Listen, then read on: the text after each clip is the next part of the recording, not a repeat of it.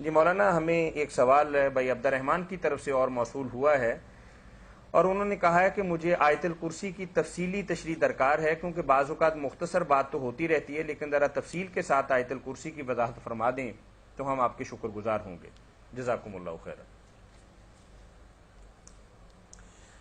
آیت الکرسی قرآن مجید کا وہ ٹکڑا ہے جس کے بارے میں آپ جانتے ہیں کہ سب سے اعظم آیت حضور نے اس کو بیان کرنا کہ قرآن کی آیتوں میں سے سب سے اعلیٰ آیت جو ہے نا، ایسے تو اللہ کا کلام صاحب، مگر اس کو اعظم آیت کا۔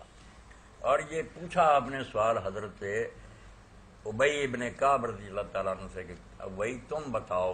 ابی قرآن کے بہت عالم تھے، حدیث پاک میں آتا ہے اللہ کی طرف سے وہی آئی کہ اللہ کے رسول آپ انہیں سورہ لم یکن الذین کفروا سنائیں۔ تو آپ نے بلا کر کہا کہ مجھے حکم ہوا تیرے سامنے یہ پڑھوں، تو انہوں نے کہا اللہ کے رسول اللہ نے میرے یہاں نام لیا؟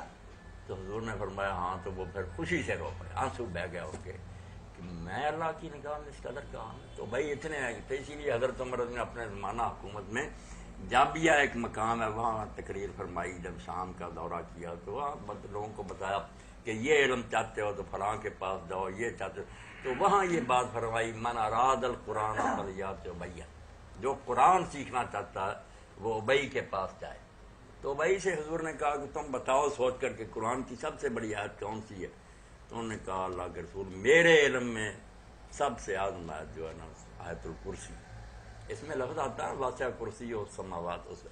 تو حضور نے سینے پر ہاتھ مار کر کہا کہ ابو المنذر تجھے یہ علم مبارک۔ ابی ابن کعب کی کنیت تھی۔ ہاں، ابو المنذر جو تھی ان کی کنیت، منذر بھی نام رکھا کرے نا، یہ نام جو فلم ایکٹریسوں کی وغیرہ چھوڑے خدا کے بندو، اگر کوئی بیٹا بیٹی دیتا ہے رب تو کوئی اچھے نام صحابہ اور صحابیات کرنے کو۔ منذر حضرت منذر بن زبیر بھی تھے، بہت صحابہ اور تابعین کے نام۔ تو آپ نے فرمایا ابو المنذر یہ علم اللہ تعالیٰ تجھے مبارک کرے، شاباش تو نے بالکل ٹھیک ہے۔ تو قرآن مجید میں کئی جگہ ایسی ہیں جہاں اللہ تعالیٰ کا بیان جو ہے نا بہت عمدگی سے ہوا۔ یہ بھی ہے سورہ جو ہے حدید اس کی شروع کی 6 آیتیں بھی ہیں، اور اسی طرح سورہ حشر کی آخری 3 آیتیں بھی ہیں۔ یہ تو ایسے مقام ہے نا کہ اللہ تعالیٰ بالکل اس طرح تصویر اس کی جو ہے نا فوٹو سامنے آ جائے، صرف یہ ہے کہ نظر نہیں آتا، ورنہ لفظوں میں جو بیان ہو سکتا ہے نا وہ سب اچھا ہو گیا۔ ان کی مختلف شانیں آئی ہیں، یہ تینوں حصے آپ پڑھیں اور یاد کر لیں۔ ویسے بھی یہ چاہیے کہ صبح و شام ان کو آپ میں دہرایا کریں۔ آیت الکرسی ہے، سورہ حدید کی 6 آیتیں ابتدا کی اور حشر کی آخری ہے۔ اور اللہ تعالیٰ کے بارے میں صحیح جاننا اتنا ضروری ہے کہ آپ بس مختصر بات سمجھ لیں کہ جس کو اللہ کی سمجھ آ گئی نا اس کو نہ فقہ پڑھنے کی ضرورت نہ حدیثیں، اللہ سے ہی وہ مسئلے نکالتا جائے۔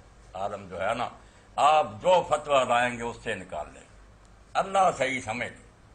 جب اللہ کے سمجھنے میں ٹیڑھ ہو جاتی ہے نا توحید گئی، آخرت برباد ہو گئی، رسول سمجھنے میں غلطی لگ گئی، شریعت سمجھنے میں سارا کام خراب ہو جاتا ہے۔ یعنی جو پہلا ہے نا نقطہ آغاز دین کا وہ ہے اول الدین معرفت۔ علی رضی اللہ عنہ فرماتے ہیں کہ دین کی پہلی اینٹ ہے اللہ کو صحیح پہچان۔ اسی لیے کئی نیک لوگوں نے کہا، دانشوروں نے، کہ تم مجھے صرف یہ بتا دو کہ وہ قوم جو ہے نا وہ اللہ کو کس طرح کا مانتی ہے، میں سارا بتا دوں گا کہ وہ اس طرح تجارت کرتے ہیں، اس طرح حکومت کرتے ہیں، عدالتیں اس طرح کرتی ہیں، سارا نقشہ بنا دوں گا اور پھر دیکھ لینا واقعی ایسا کرتی ہیں۔ یا یہ بتا دو کہ وہ کیا کرتے ہیں، میں بتا دوں گا کہ وہ ایسے اللہ کو مانتے ہیں، ان کے ذہن میں اللہ اس طرح کا ہے۔ اللہ کو سمجھنا جو ہے یہ سمجھ لیں آپ پہلا سبق۔ جن لوگوں کا اللہ یہ ہے کہ جرم کرتے رہو وہ غفور الرحیم ہے، وہ یہی ہوگا نا۔ جیسے پاکستان میں پوری دنیا میں کرپشن ہو رہی، لوگ کہتے ہیں ٹھیک ہے حاکم وقت نے کیا کہنا، کچھ رشوت دے لیں گے، کچھ سفارشیں چل جائیں گی، سارا تباہ۔ اور یہی آپ دیکھتے ہیں کہ جو حرامی گناہ کرا اللہ غفور الرحیم ہے، اللہ ٹیڑھا ہو گیا نا، اللہ نہیں سمجھ میں آیا، سارا دین خراب۔ اگر اللہ صحیح سمجھ دے کہ وہ صرف غفور الرحیم نہیں ہے، عزیز الانتقام بھی ہے، اس کا عذاب بھی سخت ہے، بخشش بھی بڑی ہے، تو عذاب جہاں جہاں اللہ فرماتا دونوں اکٹھے۔ نبئ عبادی انی انا الغفور الرحیم وان عذابی هو العذاب الالیم، لوگوں کو خبر دو کہ میں بہت بخشنے والا اور مہربان ہوں، اور یہ بھی بتا دو کہ میرا عذاب بھی دردناک عذاب ہے۔ جب ذرا بیلنس ختم ہوتا ہے سارا معاملہ ٹیڑھا ہو جاتا ہے۔ عیسائیوں نے جو خدا مان لیا، بس اتنی غلطی ہو گئی کہ بس اس نے رحم کیا کہ یہ امنوں سے نجات نہیں پا سکتے، خود انسانی شکل میں اترا، ہماری جگہ وہ سلیب چڑھا، ہمیں بخشوا دیا۔ اب انہیں نیکی کرنے کی کیا ضرورت ہے؟ وہ یہی ہے کہ بم برسائیں گے عراق پر بھی سارے، اور یہ مسیح کی خدمت ہوگی، ان کا خدا یہ آ گیا بخشوانے کے لیے۔ یعنی اللہ کو سمجھنے میں ذرا غلطی ہو گئی تو یقین جانے سارا دین جو ہے نا آسمان تک بھی جائے گا تو ٹیڑھا ہی جائے گا۔ یہی فرقے بنے، یہی گروہ بنے۔ تو آیت الکرسی اس پر ہی آپ نظر دوڑا لیں کہ اللہ تعالیٰ نے کتنے مغالطے دور کیے۔ 6 ٹکڑے الگ الگ کر لیں اس کے، سارے بچے جو پوج رہے ہیں نا الگ، ایک پازیٹو ہے ہاں، دوسرا نہ نیگیٹو، ایک بات مکمل ہوتی۔ اللہ، اللہ کیا پورا فکرہ ہو اللہ، وہ اللہ ہے، ساتھ دوسری کیا بات، لا الہ الا ہو، اس کے ساتھ اور کوئی الہ نہیں۔ اور اللہ کیا ہے؟ اللہ بھی اصل میں ہے الالہ، الالہ آسانی سے ملا کر پڑھ لیا گیا اللہ۔ الہ تو سارے ہی، جن کو بھی کوئی پوچھ رہا الہ یہ عام ہے نکرہ، مگر الالہ اے گاڈ دی گاڈ، مخصوص خدا جو ہے اس کا نام ہو گیا اللہ، کہ باقی سب سچے جھوٹے جو بنائے ہوئے وہ الہ، یعنی صرف جو ہے نا پکا ہے جس کو ساری دنیا مانتی وہ الالہ ہے، وہ لفظ بن گیا اللہ۔ تو پہلے فقرے میں فرمایا واللہ، یعنی هو الالہ، الہ صرف ایک ہی ہے اللہ، لا الہ الا ہو۔ اس کو مکمل کرنے کا کہ اگر یہ کہنا کہ وہ الہ ہے تو لوگ کہیں گے ساتھ شاید چھوٹے موٹے فرمایا، نہیں وہ الہ ہے، اس کے علاوہ اور کوئی الہ نہیں ہے۔ اب فکرہ کمپلیٹ ہو گیا، مثبت بھی اور منفی، کہ ہاں یہ ہے کہ اللہ ہی الہ ہے، اور دوسری بات کہ اس کے علاوہ کوئی الہ نہیں۔ الہ کا ترجمہ کیا؟ کہ جو با اختیار ہے، جس کا اقتدار ہے، جس کی حکومت، سادہ بات، جس کی بادشاہی۔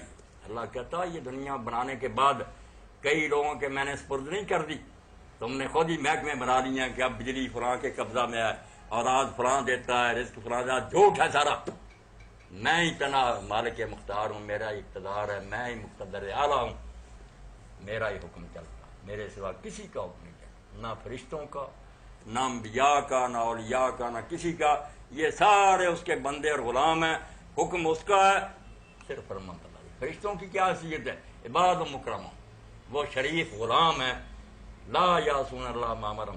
اگر گمراہ ہونے کی گنجائش تھی نبیوں ولیوں کے بارے میں تو لوگ خواہ مخواہ ٹھوکریں کھاتے پھر زندگی میں 1-2 بار ہو گیا معجزہ کوئی خدا بنا، اور فرشتوں کے بارے میں تو مغالطہ لگ سکتا، ہر وقت کام کر رہے ہیں، بارشیں برسا رہے ہیں، جانیں ڈال رہے ہیں، نکال رہے ہیں، سارا کاروبار ان کے ہاتھوں میں ہو رہا۔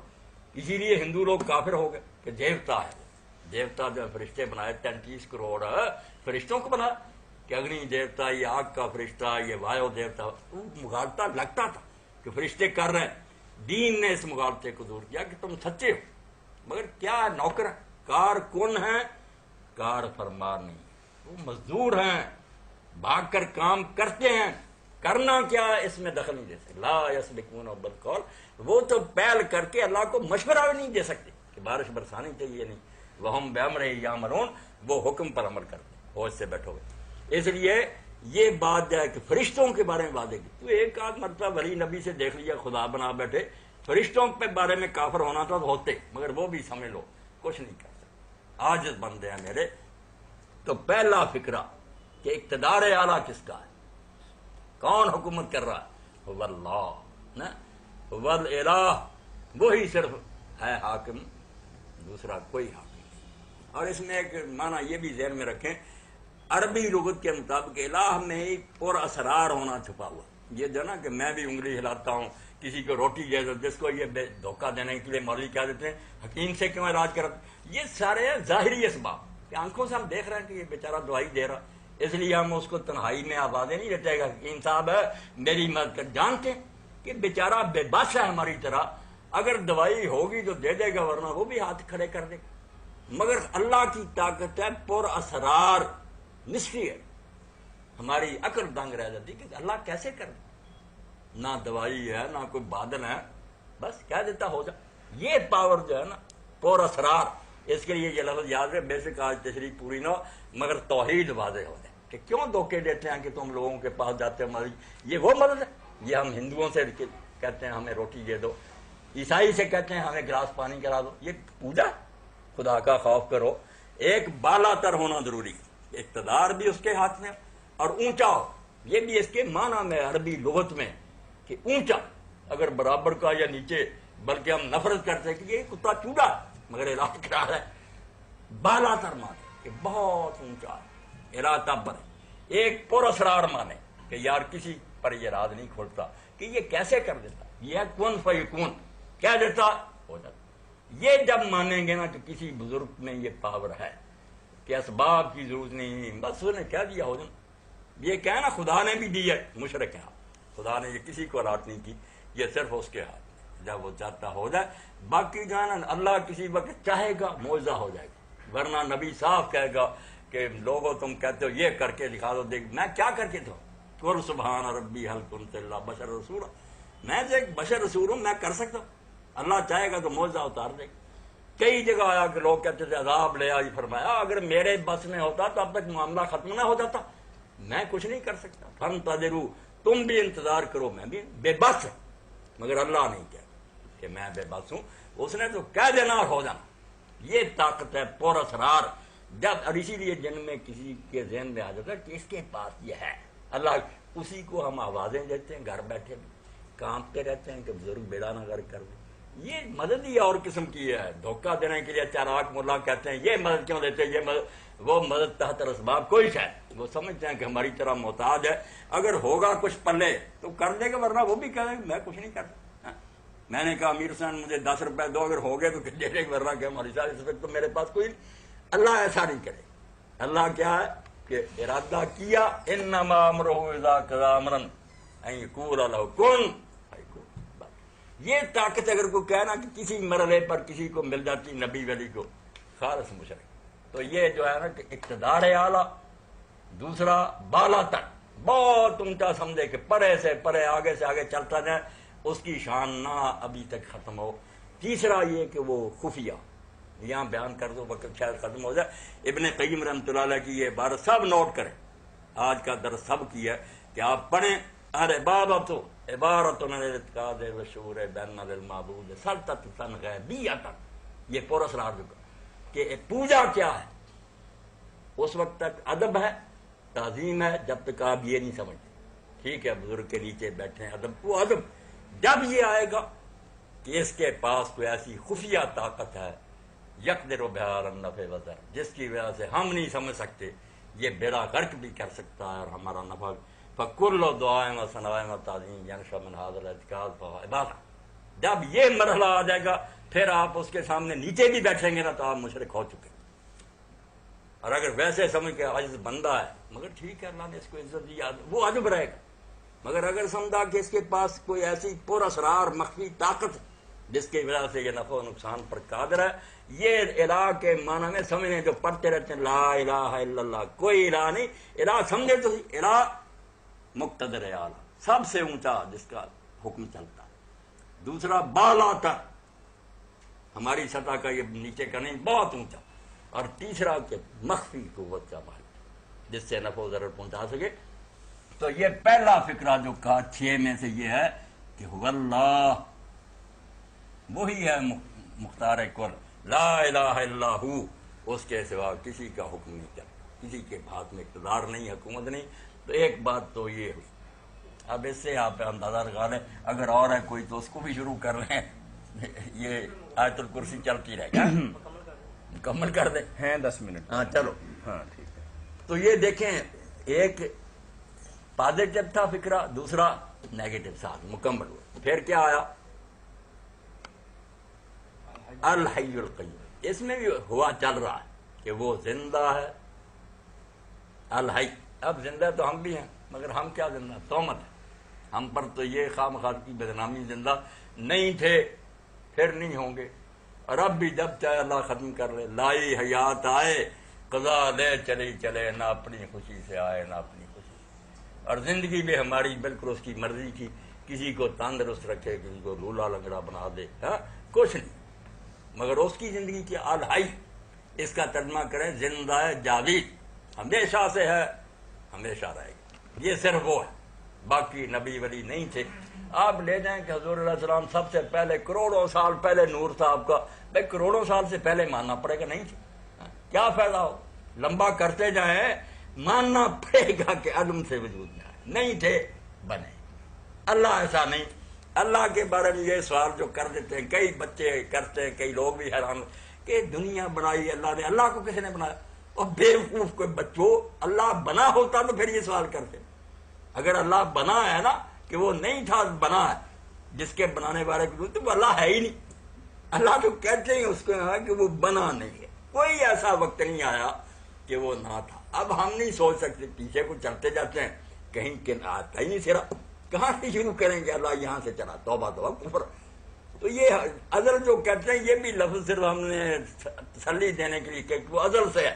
ازل کیا؟ کچھ نہیں پتا چل، جب سرا ہی نہیں آئے گا مت ماری جائے گی، کیا کرے؟ اور ابد کیا؟ ادھر بھی سرا نہیں آتا، نہ شروع ہے نہ آخر ہے۔ تو یہی امام جعفر صادق علیہ السلام نے کہا جب لوگوں نے کہا کہ اللہ کب سے ہے، تو انہوں نے فرمایا تم وہ وقت بتاؤ جب وہ نہیں تھا، پھر ہم بتائیں کہ یہاں سے شروع ہوا۔ اللہ تو اس کو کہتے ہیں جو لم یزل ولا یزال، ہمیشہ تھا ہمیشہ رہے گا۔ یہ ہے الحی۔ اللہ نے کہا ہے زندہ ہے جاوید جو ہے وہ صرف اللہ ہے۔ اب القیوم جو حضور نے اشارہ تو کر دیا کہ اگر اس میں اعظم ڈھونڈتے ہو نا تو اس میں اعظم تو یہی ہے، الحی القیوم اس میں اعظم ہے۔ اسی لیے حضور مشکلوں میں پڑھتے تھے یا حیو یا قیوم، اور اشارہ فرما دیا کہ اگر ڈھونڈتے ہو تو آیت الکرسی میں اور سورہ آل عمران کے شروع میں وہاں بھی یہی ہے الحی القیوم، فرمایا ان دو آیتوں میں چھپا ہوا۔ باقی ایک بات جو کسی عارف اور دانا ہے وہ بھی ذہن میں رکھنی چاہیے، اس سے کسی نے پوچھا کہ حضرت جی ہمیں اسم اعظم بتائیں، انہوں نے کہا تم اسم ادنا بتاؤ، اللہ کا کوئی ادنا نام بتاؤ پھر اسم اعظم بتائیں گے، اس کا کوئی نام ادنا ہے؟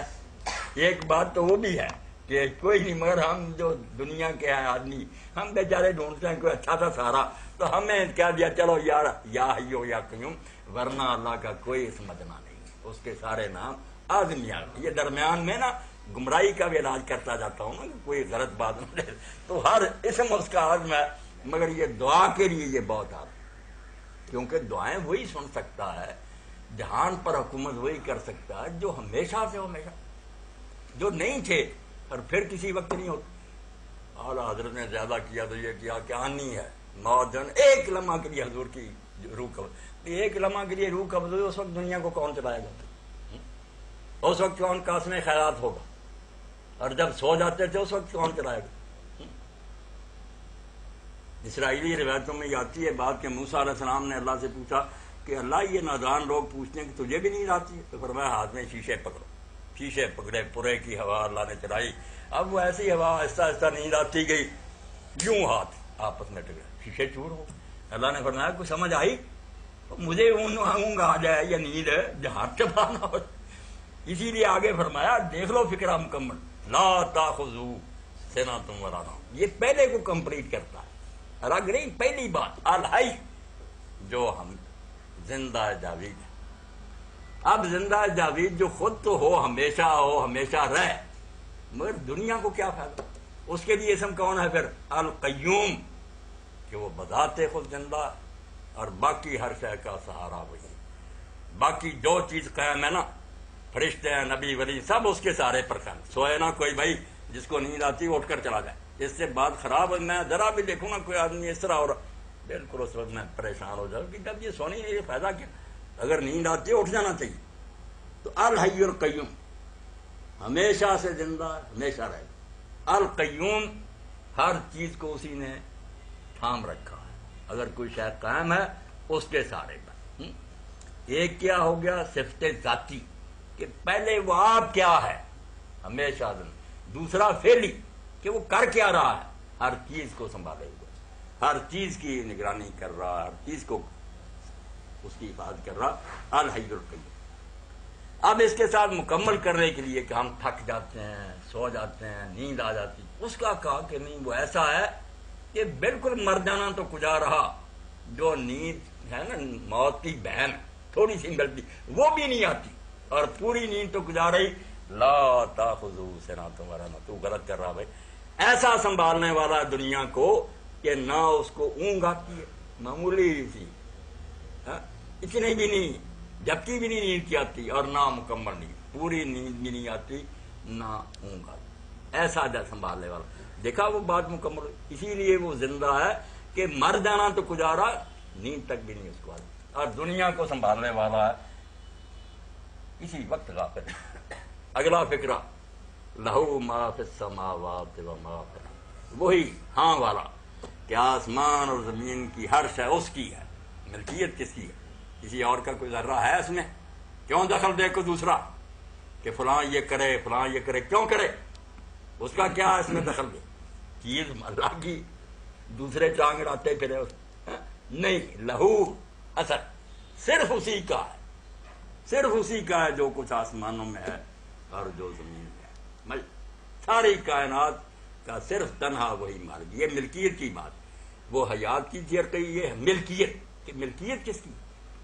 اب اس میں ملکیت میں آیا کہ ملکیت بھی ایسی کامل ہے کہ مالک میں ہوتا ہوں، مگر میرے دوست جو ہیں ان کا بھی میں لحاظ کرنے، یار یہ ناراض نہ ہو جائیں، یا کچھ ایسے ہوتے ہیں وزیر امیر، ان سے بادشاہ گھبراتا ہے کہ اگر یہ ناراض ہو گئے تختہ اٹھ دیں، اس کا علاج پھر آگے کیا۔ پڑھے فکرہ آیت الکرسی، لہو ما فی السماوات و ما فی الارض من ذا الذی یشفع عندہ الا باذنہ۔ وہ اس طرح اپنی چیزوں کا مالک ہے کہ اس کے ہاں تو دخل دینا کر اپنی مرضی کریں، سفارش بھی نہیں کر سکتے جب تک اس کی مرضی نہ ہو، سفارش کی اجازت نہیں۔ ایک تو ہے نا کہ کوئی مالک ہی دوسرا بن جائے کہ اس نے زبردستی قبضہ گروپ پر بنایا، یہ تو خدا رہا، اس کا ہے زمین و آسمان، اور اس طرح اس کا ہے کہ اس میں سفارش بھی جو کہے نا کہ میرا ہے تو نہیں، مگر میرے کہنے پر اللہ کر دے، فرمایا یہ بھی نہیں ہے۔ من ذا الذی، کون ہے وہ، لگا سامنے اس کو میرے، جو اس کے ہاں سفارش کرے گا، الا باذنہ، سوائے اس کی اجازت۔ اس لیے سب کھڑے ہوں گے نبی ولی اس نے، یوم یقوم الروح والملائکۃ صفا لا یتکلمون الا من اذن له الرحمن وقال صوابا۔ سب صف باندھے کھڑے ہوں گے، سر نیچے ہوں گے، کوئی بول نہیں سکے گا جب تک وہ رحمان خود اجازت نہیں دے گا، اور بات بھی سیدھی کریں گے، الٹ کر باتیں نہیں کہ ہاں جی اس کو میرے کہنے پر چھوڑ دو، نہیں، اگر کہیں گے صاف کہیں گے مجرم ہے، قصوروار، محنت کر، اللہ جس کے لیے چاہے گا مانیں گا، ولا یشفعون الا لمن ارتضی، جس کے لیے وہ پسند کرے گا سفارش مانے گا۔ تو یہ دنیاوی سفارش بھی ذہن میں سے نکال دی، یہ جو تم سمجھتے ہو نا کہ یار چلا گیا دوست ناراض نہیں کر سکتا اور یہ چلے گئے اس کے حمایتی، وہ کہتا ہے یار یہ پارٹی نہ ٹوٹ جائے، چھوڑو ایسی باتیں، اسی کا ہے زمین و آسمان، اس کے ہاں کوئی سفارش بھی نہیں کر سکتا اس کی مرضی کے بغیر۔ 8 دن تو حضور سجدے میں پڑے رہیں گے، صرف جو پہلی شفاعت کبریٰ ہے، صرف حساب شروع کرانا، جنتی دوسری نہیں، حساب نہیں ہو رہا، خلق خدا بے چین ہے، آگ کی طرح زمین تپی ہوئی ہے، تو سارے نبی کامتے کہ کیا کریں۔ 8 دن حضور نے کہا میں ایک جمعے سے دوسرے جمعے سے سجدہ میں رہوں گا، پھر حکم ہوگا کہ سر اٹھاؤ اور مانگو جو، تو پھر میں کہوں گا کہ اللہ حساب تو ہونا، جہاں جہاں بھیجنا۔ یا لوگوں نے من گھڑت بنا لیا، امام سبکی نے زور لگایا، ابن قیم کہتے ہیں لوگ سفارش کر کے بغیر جھوٹ بولتے ہیں، لائیں کوئی حدیث، فیصلے ہوں گے، تولے جائیں گے، سارے دوزخی دوزخ میں جائیں، کوئی نہیں چھڑا سکے، کہیں یہ حدیث نہیں، حساب شروع کروائیں گے منتیں کر کے، بعد میں فیصلہ حق کے ساتھ ہوگا۔ دوزخ میں سے نکالنے کی حدیثیں آتی ہیں کہ جب جب لوگوں کا وقت ختم ہوتا جائے گا، 3 قسطوں میں حضور جائیں گے، مومن جائیں گے، اللہ کے دربار میں روئیں گے، جن کا وقت ختم ہوتا جائے گا اللہ تعالیٰ روب کا ہاتھ دیتا جائے گا کہ جاؤ سپرنٹینڈنٹ جیل کو دے دو، ان لوگوں کو نکال لاؤ، بھائی حد لی حد مقرر کر لی جائے گی، کوئی فیصلے میں دخل جو سفارش دے گی نا بالکل جھوٹ، پھر قیامت کی کوئی ضرورت نہیں۔ حضرت صاحب یہ مسئلے نوٹ کریں، آج بچے نے شروع کر دیا، صفائی کر لیں، جو مسئلہ یہ کرے نا کہ اللہ کا انصاف ہی ختم ہو گیا، جھوٹ بولتا، ایسی سفارش نہیں وہاں چلے گی، قانون کے مطابق فیصلہ، ٹھیک ہے، عزت افزائی ہوگی، لوگوں کے دیکھنے میں ہوگا کہ اللہ نے یار ان کی بات مان لی، جیسے یہاں ہم دعا کرتے ہیں، کرتا وہی اللہ جو پسند کرتا، مگر عزت بن جاتی ہے کہ مولوی صاحب نے دعا کی، فلاں نے دعا کی، یہ ایک بہانہ ہے، ورنہ کوئی مولوی صاحب اور کوئی نبی اللہ سے وہ کام نہیں کروا سکتا جو وہ کرنا نہیں چاہتا، وہی کرتا ہے جو وہ کرنا چاہتا، اس کے لیے میری زبان سے نکلوا دے کسی دوسرے تو چلو یہ اس نے اسباب بنائے، کر کوئی بھی نہیں سکتا۔ لہو ما فی السماوات و ما فی الارض، اس کی ملکیت ہے جو کچھ آسمانوں میں زمینوں میں، اور ایسی کامل ملکیت ہے، اس کا ایسا قبضہ ہے کہ من ذا الذی یشفع عندہ الا بإذنہ، اپنے طور پر قبضہ گروپ بن دینا تو گزارا، سفارش بھی نہیں منوا سکتے جب تک اس کی مرضی نہ۔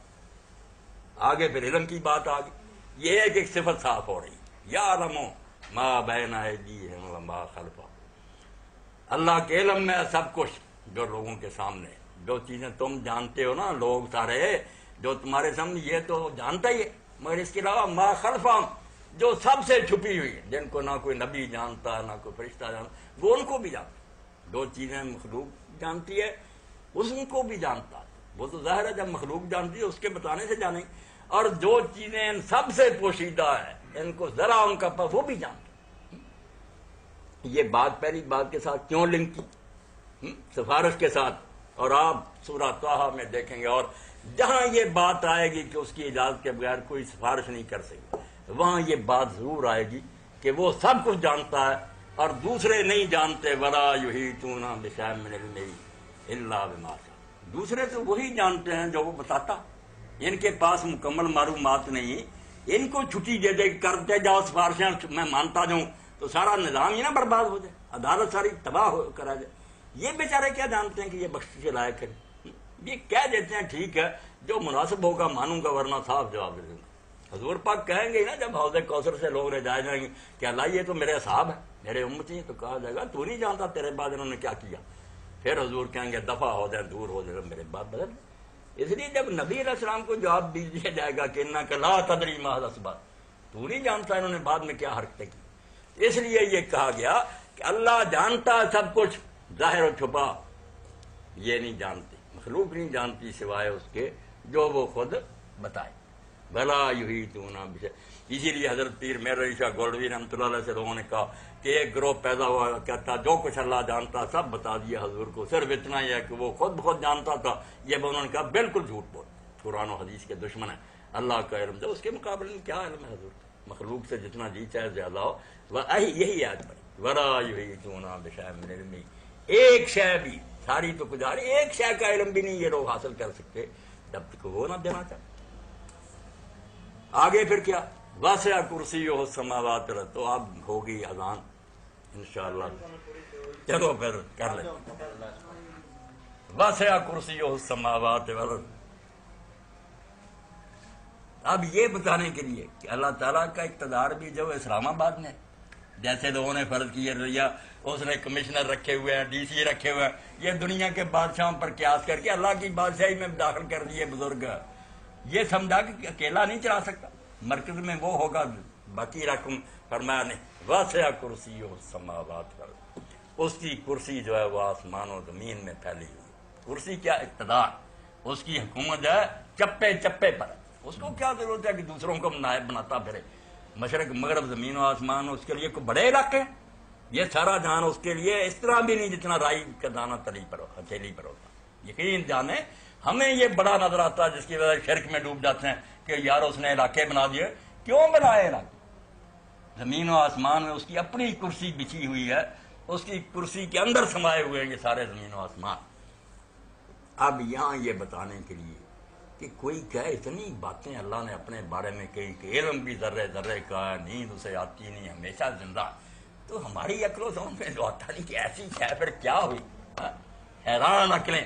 تو اس کا حل کیا پھر آخر میں وہ بھی دو لفظوں میں، وَهُوَ الْعَلِيُّ الْعَظِيمُ۔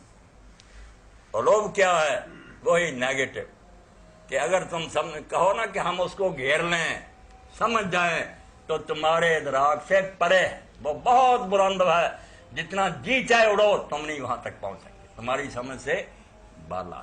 یہ ہمیں بالکل سمجھنے مایوس کر دیا کہ اللہ کے بارے میں سوچنا چھوڑ دو کہ اللہ کہیں سے سمجھ میں آ جائے گا، وہ اللہ نہیں ہوگا پھر۔